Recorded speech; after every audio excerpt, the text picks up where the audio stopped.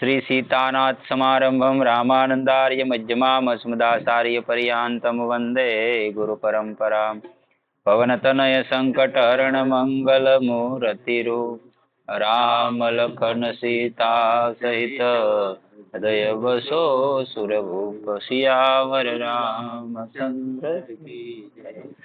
हरि ओम तत्सत् परमात्मने नमः।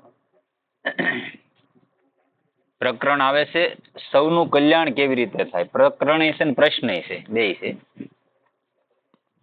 પ્રશ્ન સૌનું કલ્યાણ કેવી રીતે થાય, તો ઉત્તર આપે છે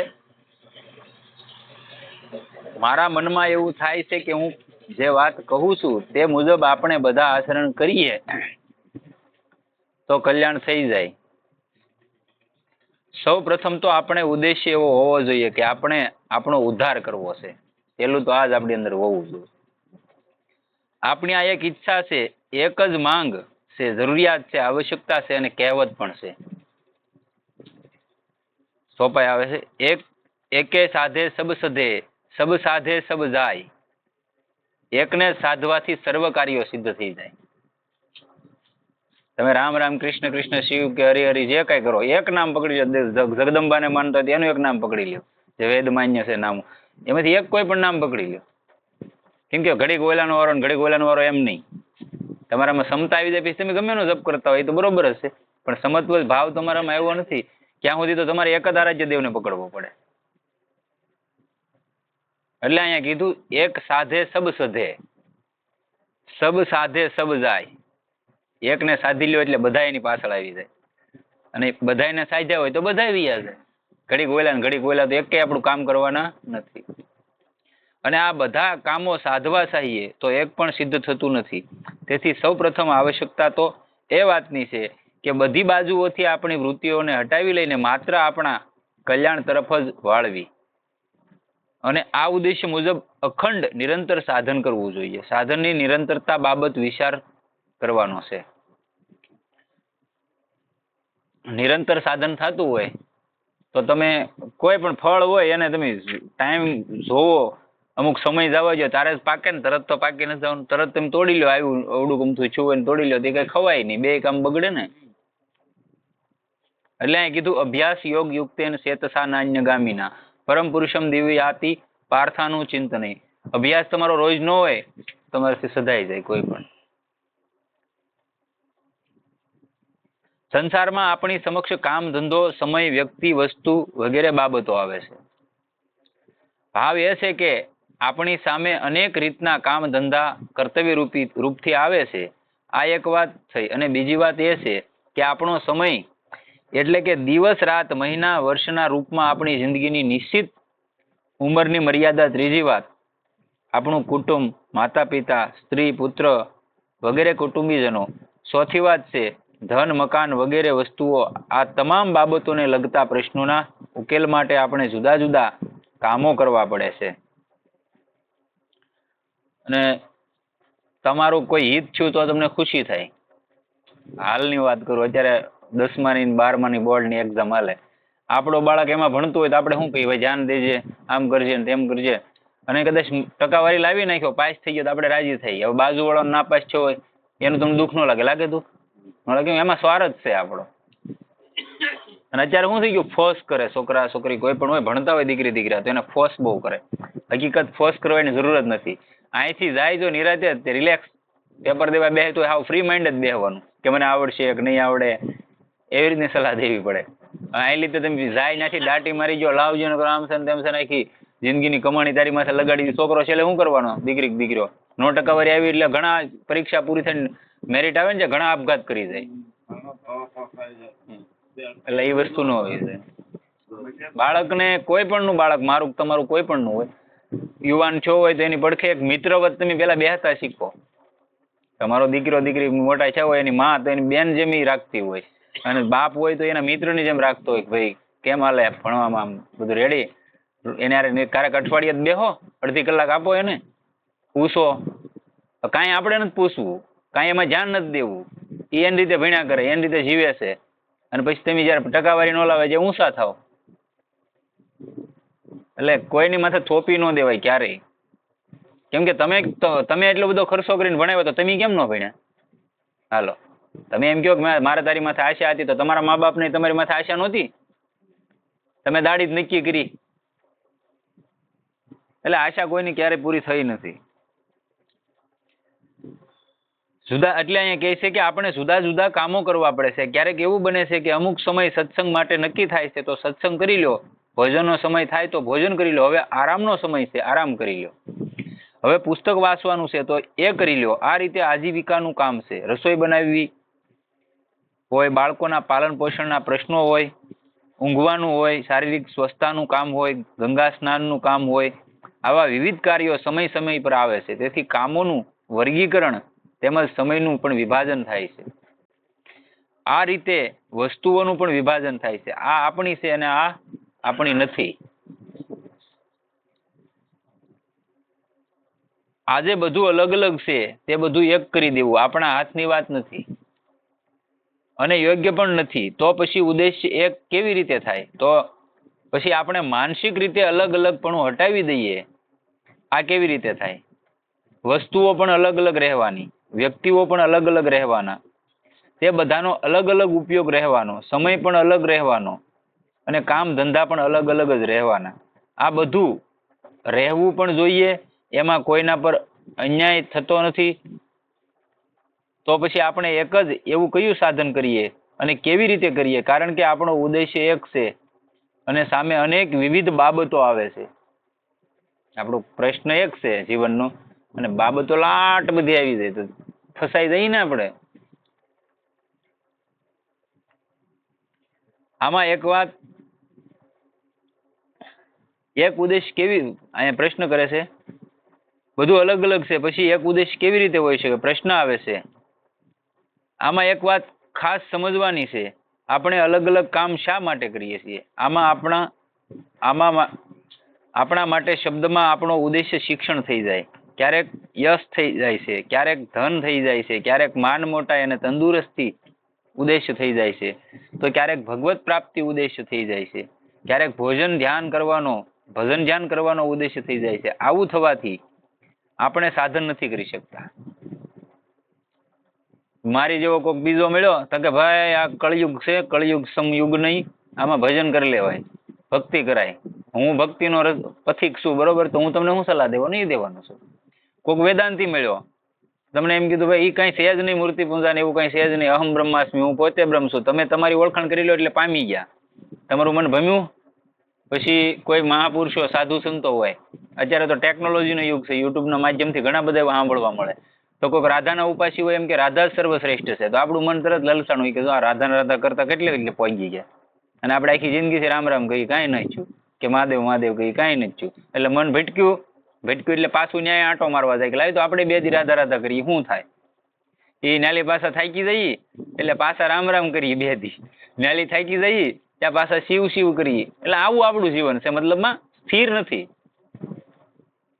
મેં પહેલા વાત કરી હતી કે ભાઈ કુવા ને શેરડો હોય ને પથ્થરની પાટલી હોય પણ એની માથે નાડું રોજ ઘહો તેમાં ખાડો પાડી જાય, તો તમે રોજ રામ રામ રામ રામ એક જ નામને પકડી રાખો તો રામ નો આવે? એને આવું પ્રગટ થવું પડે ભલા માણસ. પણ આપણે ફેરવા કરીએ. આવું થવાથી આપણે સાધન નથી કરી શકતા. સબ સાધે સબ જાય. આ પ્રશ્નનો જવાબ અહીંયા મળ્યો. સબ સાધે સબ જાય. બધાને સાધો એટલે એક કે તમારું કામ ન કરે એટલે બધા ગયા. કોઈ એક પણ કામ સીધું થતું નથી. તેથી આપણો ભાવ એક જ હોવો જોઈએ. આપણે તમામ કાર્યો કરીશું અને તે બધાની પ્રભુની પ્રીતિ માટે, ભગવાનની પ્રસન્નતા માટે સવારે સૂઈને ઉઠીએ ત્યારે પ્રથમ એ કામ વિચારવું કે ભગવાનની આજ્ઞાનું પાલન કરવાનું છે. મારે કામે જવાનું છે, પાકી વાત છે. પરિવારને ખબર જ છે આવડા કામે ત્યારે સાંજે રોટલા ભેગા થાય છે. તમને ખબર છે કે મારે સવારમાં કામે જવાનું છે, પણ ભાવ તમારો એવો બંધાવવો જોઈએ, અંદરથી છૂટી જવું જોઈએ કે ભાઈ ભગવાને મોકલેલો છે, એ ફરજ જ મારે બજાવવાની છે, મારે વિશેષ કંઈ કરવાનું નથી. આ ભાવ થવો જોઈએ. અને તમે વિશેષ કરવા ધારો તોય ન થાય, એની કૃપા ન હોય તો થાય નહીં. એટલે એની માથે જ રાખો તો કઈ વાંધો ખરો? ઘટ્યું કર્યું હોય તો મેં કાલે વાત કરી હતી એમ ઘટ્યું હોય તે થોડીક વ્યવસ્થા કરી છે કે મારું ઘટે છે, આને આ તો મારા આશરે છે.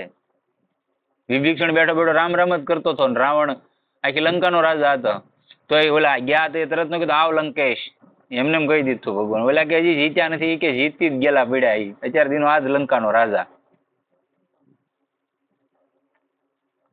ભગવાન માટે કરવાનું છે ને હું ભગવાનનું જ કામ કરું છું. માની લઈએ કે આપણે હાથ મોં ધોવાનું કામ કરીએ છીએ, તો એમ માનવું જોઈએ કે ભગવાનનું જ કામ છે. જો તમે એમ કહો કે આ કામને આપણે ભગવાનનું કામ કેમ માનીએ, આપણે તો આપણું મોં ધોઈએ છીએ, આપણા હાથ ધોઈએ છીએ, તો સમજવું જોઈએ કે તમે તમારા હાથ મોં ધોવો છો, તેથી સાબિત થયું કે તમે તમારી જાતને તમારી માની છે. આ શરીરને તમારું માની લીધું ને, એટલે ભગવાનના છીએ તેવું નથી માન્યું. આ રીતે પોતાની જાતને ભગવાનની નહીં માનવાથી ઉદ્દેશની સિદ્ધિ થતી નથી. જે લક્ષ્ય લઈને તમે હાલતા હો એ લક્ષ્ય તમે પોગી ન હોય તો શું થશે? બંધન થશે. બીજું શું થશે? જે થતું આવ્યું છે તે જ થશે. પ્રશ્ન એ થાય છે કે આ શરીરને ભગવાનનું કેવી રીતે માની લઈએ? પ્રશ્ન એ થાય ને ભાઈ આમાં, તો એમ કે ભગવાનનું શરીર માનો, તો પ્રશ્ન એ થાય કે ભાઈ કેમ માની લેવું ભગવાનનું શરીર? અહીંયા સુખ દુઃખ પીડા બધી અમને થાય છે, અને તમે એમ કહો ભગવાનનું માનો, માનવું કેમ? તેનો જવાબ આપે છે. તેનો જવાબ એ છે, જ્યારે આપણે ભગવાનને મેળવવા ચાહીએ છીએ અને આપણે ભગવાનના છીએ, તો આપણું શરીર પણ ભગવાનનું જ છે. ભગવાનનો અંશ છીએ આપણે. એ તો ગીતામાં બધા શાસ્ત્રોમાં કીધેલું છે આપણે હિન્દુ ધર્મના, કે ભાઈ આ જીવ છે એ ભગવાનનો અંશ છે. બરોબર? આ તો કર્મને લઈને જુદા પડેલા છે અહીંયા, કે કોઈ એવા કર્મના જથ્થા પડ્યા ને એને લીધે આ પૃથ્વી માથે આવવું પડેલું છે. બાકી હર કોઈ જીવ ભગવાનનો અંશ છે. અને જ્યારે પૃથ્વીનો પ્રલય થાય છે કલ્પમાં, ત્યારે બધા જીવો ત્યાં જ સમાય છે.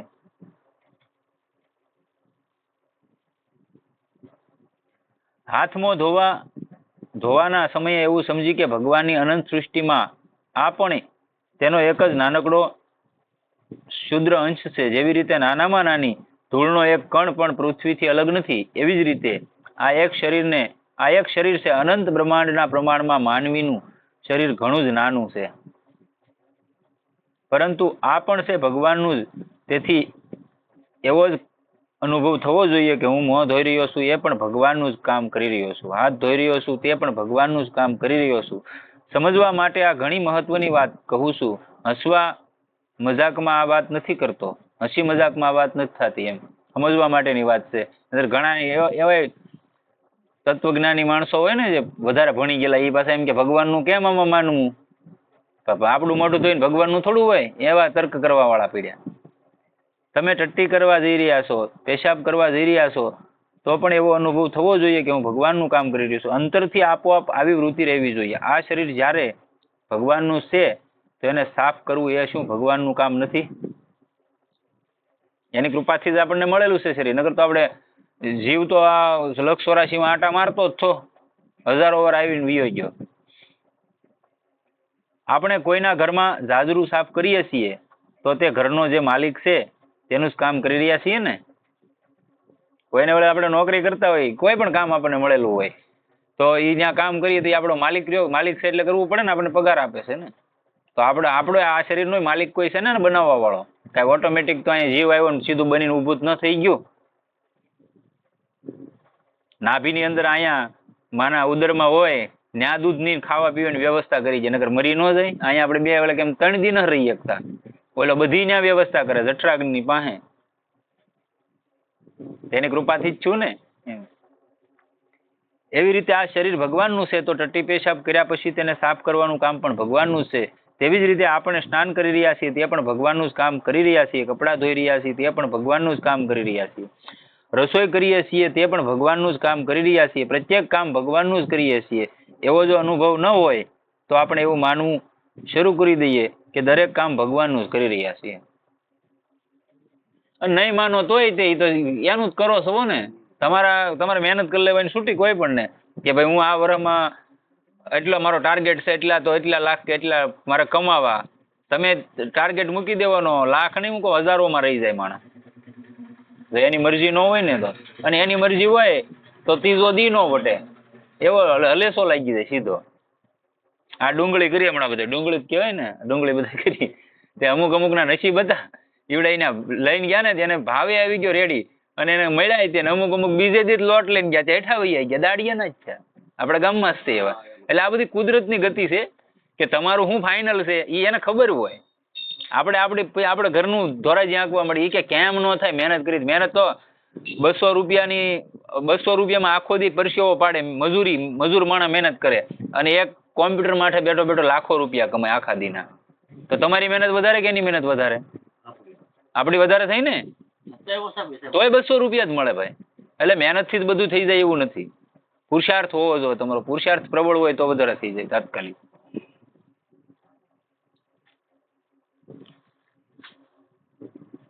જેવી રીતે બધા કામો ભગવાનના છે તેવી રીતે બધો સમય પણ ભગવાનનો છે. આ સમય તો ભગવત ભજનનો છે અને સમય કામ ધંધાનો છે. આવા વિભાગ આપણે ન કરીએ.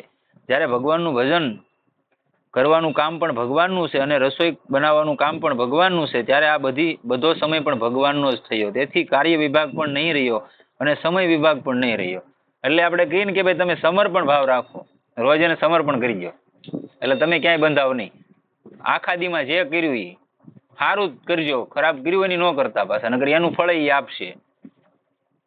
સારું કર્મ આપણે કોઈ પણ કર્યું હોય તો એ આખા દિવસની મહેનત મજૂરી કરીને એવા 200, 300, 400 મળ્યા તેને સમર્પણ કરી દેવાય ને કે ભાઈ જે મારું ફિક્સ હશે તે મને આપ્યું છે, મહેનત તો મેં કરી આખો દી, તને સમર્પણ કરું છું એમ કરીને બેઠા બેઠા આપણા ભાવથી તો થઈ શકે ને. એવો સમય વિભાગ કદી નહીં કરવો જોઈએ. આ સમય તો ભજનનો છે અને આ સમય ભજનનો નથી. આ ભજનનું રૂપ અલગ અલગ છે. તે સમયે નામ જપ ધ્યાન વગેરે હતું. હાલ રસોઈ બનાવવી પણ ભજન છે. વિચાર કરો ભજન કોને કહેવાય? ભગવાનની સેવા એ જ ભજન. જ્યારે ભગવાનને માટે કામ કરી રહ્યા છીએ તો તે સેવા જ તો ભજન છે. તેથી ભગવાનનું કામ ભજન જ છે. હવે ભોજન કરવું એ પણ ભગવાનનું જ ભજન છે. આ સમય પણ ભગવાનનો જ છે. તેથી એમ નહીં વિચારવું જોઈએ કે ભોજન કરવાનો સમય ભગવાનનો સમય નથી. એવી જ રીતે કામ ધંધો કરતી વેળાએ એવો અનુભવ થવો જોઈએ કે બધું કામ ભગવાનનું જ છે, તો બધો સમય પણ ભગવાનનો થઈ ગયો. અને નામ જપ તમે કોઈ પણ જગ્યાએ કરી શકો, પવિત્ર અપવિત્ર દિશામાં, કોઈ પણ સ્થિતિમાં, બરોબર. અને મંત્ર છે તો મંત્ર દીક્ષા તમે લીધેલી હોય તો એ પવિત્ર અવસ્થામાં કરવાનું હોય. અને તમારા ગુરુની જેવી આજ્ઞા હોય કે ભાઈ તમે પવિત્ર અવસ્થામાં કોઈ પણ કામ કરતા હો તોય તમે મંત્ર જપ મનથી કરી શકો તો કરવાનો હોય. બધાને અલગ અલગ આજ્ઞા હોય. બાકી નામ જપ કોઈ પણ દિશામાં તમે કરી શકો.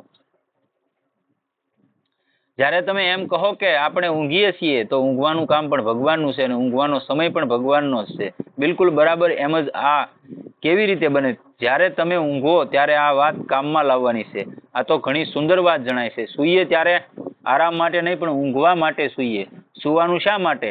આટલો સમય ચાલતા ફરતા બેસતા ભગવાનનું કામ કરતા હતા. હવે 5-6 કલાક સૂઈને ભગવાનનું ભજન કરવાનું છે. કારણ કે આ શરીર ભગવાનનું છે અને શરીરનું હલનચલન પણ ભગવાનનું કામ છે. કામ ધંધો પણ એમનું જ કામ છે. તેમજ હાથ પગ લાંબા કરીને શરીરને આરામ આપવો એ પણ ભગવત ભજન જ છે. ઈ કેમ ભગવત ભજન થાય? તમે હુઈ જાઓ અને તમે એમ કહો કે ભગવાનનું ભજન હશે, હુઈ જાવ અને ભગવાનનું ભજન કહેવાય? કહેવાતું છે? કહેવાય. કેમ કે તમે હુવા જાઓ ને ત્યારે નામ સ્મરણ કરતા કરતા હુઈ જાઓ. તમે સવારમાં જાગો ત્યારે એનું નામ તમારા મુખમાં હોય. તમે આંખ ખુલે ને એટલે આખો સમય એમ આવી જાય. એવી રીતનું હોય. આમ તો શરીરને આરામ આપતા હોઈએ છીએ પણ આખરે તો એ ભગવાનનું જ કામ કરીએ છીએ. સૂઈને ઊંઘીને આપણે ભગવાનનું ભજન કરવાનું છે. આરામ નથી કરવાનો, ઊંઘવાનું સુખ નથી લેવાનું. એવા વિચાર કરતા કરતા સૂઈ જઈએ. સુવાના સમયે આપણે ઊંઘ ન આવી જાય ત્યાં સુધી ભગવાનના શરણમાં પડી રહીએ.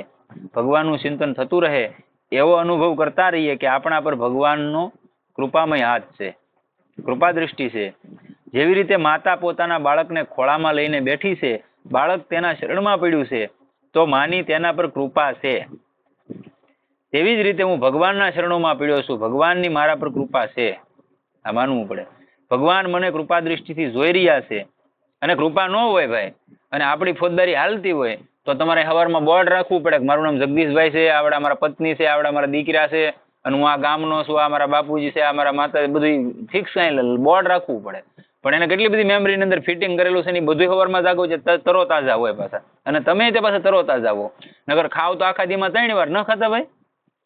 સાંજે ખાઈને હુઈ જઈને સવારમાં જાગી છે, આમ તમારું શરીર સ્ફૂર્તિ વાળું હોય તો બપોરે તમે ખાઈ તો લીધું, તો ખાવાથી તો સ્ફૂર્તિ આવી જતી હોય, તો આવી ન જ આવી જોવે, પણ નથી આવતી. એની કૃપા હોય ને ત્યારે થાય. મારા માથા પર ભગવાનનો હાથ છે, આ પ્રકારનું ચિંતન કરતા રહી ભગવાનનું નામ લેતા રહેવું. હવે આળોટવાનો સમય ભજન થઈ ગયો. આમ કરતા ઊંઘ આવી ગઈ. ઊંઘવાની ચિંતા નહીં કે ઊંઘ નહીં આવી, આપણો મતલબ ઊંઘવાથી નથી, ભગવાનના શરણોમાં પડી રહેવાનો છે. આપણે ભગવાનના છીએ અને ઊંઘ આવી ગઈ તો ભગવાનનું જ ઊંઘરૂપી કામ કરી રહ્યા છીએ. ઊંઘ નહીં આવી તો પણ ભગવાનનું જ ચિંતન રૂપી કામ કરી રહ્યા છીએ. નીંદર ન આવે તો અત્યારે તો હા મોબાઈલ થઈ ગયા, એની મોટી કૃપા આપણી માથે કહેવાય. ઊંઘ ન આવે એટલે તરત કાઢીએ અને રાતના 2-3 વાગ્યા સુધી જોતા હોય. એવા આપણા ગામમાં છે એવા મહાપુરુષો 4 વાગ્યા સુધી મોબાઈલ જોતા હોય, એને તો મહાપુરુષ જ કહેવાય.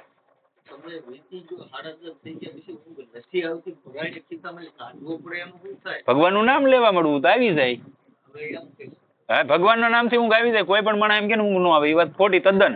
તમે ખાલી 10 થી 15 મિનિટ નામ જપ કરો હુતા તરત તમને નીંદર આવી જાય, ખબર ન રહે. કેમ કે એવું કામ છે, તમારો તમો ગુણ ને તરત દબાવી જાય. તમો ગુણ હોય ત્યાં સુધી નીંદર ન આવે, મૂકી દેવાનો બંધ કરી નાખો. આ પ્રકારે બધો કામ ધંધો ભગવાનનો છે અને બધો સમય ભગવાનનો છે. હવે બાકી રહી ગઈ વ્યક્તિઓ, બધા જે આપણા ભાઈ ભાંડુઓ, માતા પિતા, સ્ત્રી પુત્ર, કુટુંબી, પ્રેમી સંબંધીઓ, એ બધી વ્યક્તિઓ છે પણ ભગવાનના જ, તે પણ ભગવાનના જ છે. આ ભગવાન છે, ભગવાનના છે તો ભગવાનના જનોની સેવા કેવી રીતે કરવી? જેવી રીતે ગુણિયલ વહુ પોતાની સાસુની સેવા કરે છે, એવી જ રીતે સાસુએ પણ પોતાની વહુ પ્રત્યે કર્તવ્ય પાલન કરવાનું છે. એટલે કે વહુને સુખ આપવાનું છે અને પોતાને સુખ લેવાનું નથી. પોતાના સુખનો વિચાર કરવો એ આપણે ઉદ્દેશ્ય નથી, એ આપણો ઉદ્દેશ્ય નથી. પોતે સુખ નહીં લઈને તેને વહુને કેવી રીતે સુખ પહોંચાડવું? રામાયણના 2 મહાન સ્ત્રી પાત્રો માતા કૌશલ્યા અને સીતાજીને યાદ કરો. માતા કૌશલ્યા એમ કહે છે કે મેં તો સીતાજીને કોઈ દિવસ પણ દીવાની વાટ સરખી કરવા માટે પણ નથી કહી, અને કઠોર ભૂમિ પર કદી પગ મૂકવા નથી દીધો. આટલી બધી કાળજી કૌશલ્યા માતાએ સીતાજી માટે લીધી હતી. ત્યારે સીતાજી કહે છે કે હું ઘણી અભાગીની છું કે તમારી સેવા પણ નથી કરી. બંનેનો પશ્ચાતાપ એક જ પ્રકારનો છે. વહુને એ વિચાર નહીં આવ્યો કે સાસુએ મને સુખ ના આપ્યું, અને સાસુના મનમાં પણ એવો વિચાર નથી આવ્યો કે વહુએ મારી જરા પણ સેવા નથી કરી. આ સમજણ આવી જાય ને તો ઓલા રોડે બિચારાને મૂક્યા હોય ને એ ન થાય, પણ નથી આવતી આ સમજણ. અને એવડાય ક્યારે એવું વિચારતા નથી કે ભાઈ એને પાછો સ્વાર્થ કેવો હોય. કોઈ પણ સ્ત્રી હોય તો આ ભાઈ એના ઓલામાં આવી ગયા હોય ઝાંસામાં સ્ત્રીના, એટલે તરત કે ભાઈ તારા મા બાપ નહીં ફાવે. તો એને કીધું હોય તો તારા ભાઈ ને તારા ભાભી છે એવડાય તારા મા બાપ ઓલે સ્ત્રીના મા બાપ હોય એને કીધું હોય તારા ભાઈ ને તારા ભાભી એને મૂક્યા હોય તો એ પાછા નહીં, તો એને ખરાબ કે. અને તમારા હોય એને મૂક્યા આવવાના. સ્વાર્થ તો જોવો તમે માણસનો. તમારા હોય તો મૂક્યા આવવાના. તમારા બેન ઘરે આવ્યા હોય તો તમારા ઘરના ન ગમે, એની બેન આવી તો ઓહોનું ગમે. આ સ્વાર્થ છે ભલામાં. હા, સહદેવે કીધેલું છે. વિચાર એ જ કે પ્રભુનું કામ કરવાનું છે. આમ વ્યક્તિ સેવાનો વિચાર મહત્વનો છે. તેથી પ્રભુની સેવા કરવાની હોય, વ્યક્તિઓની પરસ્પર સેવામાં પણ એ જ પ્રભુ સેવાનો ભાવ હોવો જોઈએ. વ્યક્તિ પ્રસન્ન કેવી રીતે રહે, તેનું હિત હોય તે રીતે કરી દઈએ અને તેઓને અનુકૂળ બનાવવાની ભાવના રાખીએ. કોઈ પણ મહાપુરુષની પાસે તમે ગયા હોય, સંત હોય જેને હાસા સંત કહેવાય, હકીકતમાં સિદ્ધત્વ પ્રાપ્ત હોય એવા સંતની પાસે તમે ગયા હો, અને ઘણા એવા ભણતા હોય એવા બાળકો જાતા હોય કે ભાઈ આ તમે એમ કહો કે નામ જપ કરો તો ભણવા જવાનું હોય ત્યારે એવા પ્રશ્નો હોય ને, તો એમાં એવડે એ કહેતા હોય આ મહાપુરુષો એમ કે આ પ્રેમાનંદ મહારાજનું સાંભળેલું, ઘણા મહાત્માનું મેં સાંભળેલું છે. તો એમ જ કહેતા હોય કે ભાઈ તમે અત્યારે જે ભણો છો એ જ તમારી પૂંજા છે, એ જ તમારું નામ જપ છે, તમારો વૈષ્ણવ સમય નહીં કાઢવાનો. એ એક શિક્ષા છે ને, એ નહીં હોય તો તમને શું ખબર પડવાની આગળ? એટલે એ તમે એ જ કરો છો એમ. આ રીતે બધા કુટુંબીજનો ભગવાનના છે, પણ વાસ્તવમાં જુઓ તો એમાં પણ આપણે વિભાજન કરીએ છીએ. આ અમારા કુટુંબીજનો છે, અમારા સંપ્રદાયના છે, અને આ અમારા નથી, આ કુટુંબી અમારા છે. એનો અર્થ એ થયો કે આ કુટુંબીનો હું ઋણી છું, તેથી તેનું ઋણ પહેલું ચૂકવવાનું છે. અને જે આપણા નથી જણાતા તેમની સેવા યથા સમયે કરવાની છે. એટલે કે જે આપણા છે તેમની સેવા કરવાની વિશેષ જરૂરિયાત હોવાથી સમય કાઢીને પહેલા તેમની સેવા કરવાની. સેવા શા માટે કરવાની છે? તો કે ભગવાનની પ્રસન્નતા માટે, કારણ કે તેઓ ભગવાનના છે, આ અમારા છે. એનું તાત્પર્ય એ છે કે એમની સેવા વિશેષતાથી કરવાની છે, કારણ કે તેઓ આપણી પાસેથી વિશેષ સેવાની સાહના કરે છે. અને આપણી માથે ઋણી છે 5 એવા, એમાંથી તમે બધામાંથી કદાચ સંત કક્ષા લાગે તો બધામાંથી છૂટી જાવ, પ્રકૃતિથી પર થઈ જાવ તો. પણ પ્રકૃતિથી પર ન થાય તો બધામાંથી ન છૂટીએ, પણ એકાદા 2 માંથી તો છૂટી જઈએ. ત્યાં એ સ્થિતિ બની જાય, એકાદા 2 માંથી છૂટશે ને પાછળના 3 ઓટોમેટિક છૂટી જાય. આ ઋષિ ઋણ છે. આપણે જ્યાં શાસ્ત્રનું વાંચન એવું કરીએ, આ ઋષિ ઋણ છે આપણી માથે. પૃથ્વીનું ઋણ છે, મા બાપનું ઋણ છે, આવા ઘણા પિતૃ ઋણ છે, આ 5 ઋણ છે આપણી માથે.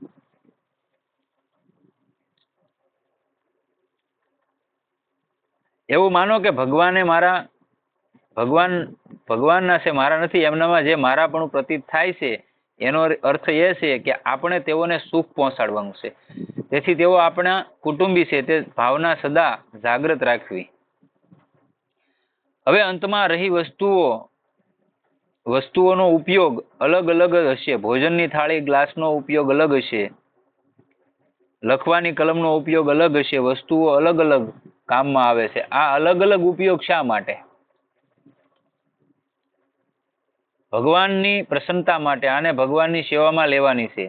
આ આપણી અને આ બીજાની ભગવાનના સંબંધમાં તો આવો વિભાગ નથી, પરંતુ જે વસ્તુઓ આપણી છે એમ સમજીએ છીએ, એ આપણી કહેવાતી વસ્તુથી પહેલું કામ લેવાનું છે. આવી રીતે આ વસ્તુઓથી પ્રભુની અને પ્રભુના જનોની સેવા કરવાની છે. તાત્પર્ય શું નીકળ્યું? કોઈ પણ કામ ભગવાનનું નથી એવું નથી, કોઈ પણ ક્ષણ ભગવાનની નથી એવું નથી, કોઈ પણ વ્યક્તિ ભગવાનની નથી એવું નથી, અને કોઈ પણ વસ્તુ ભગવાનની નથી એવું નથી. હવે બતાવો, નિરંતર ભજન સિવાય શું થયું? તો ભજન જ થઈ ગયું ને. તમને કોઈ કે 2 અપશબ્દો કીધા તો તમે એમ એટલે કે આ મારી સામે મને કહેવા વાળો એમ પરમાત્મા તો છે જ તે. અને તમે કોઈ પણ તમને કોઈ અપશબ્દ કીધા હોય ને, તમે એને કઈ ન કીધું હોય ને, તો એ માણસ વયો જાય. પછી એના ત્રીજે દી પસ્તાવો થાય, સારું વારે કરી મેં ઓલાને 2 શબ્દો કહી દીધા, પણ એ માણસ કાંઈ ન બોલ્યો, સમજદાર હતો. અને એનો એ માણસ તમારી પાસે માફી માંગવા આવે. બોલો, ભૂલ પડી ગઈ કે મારે તમને કહેવાય ગયું.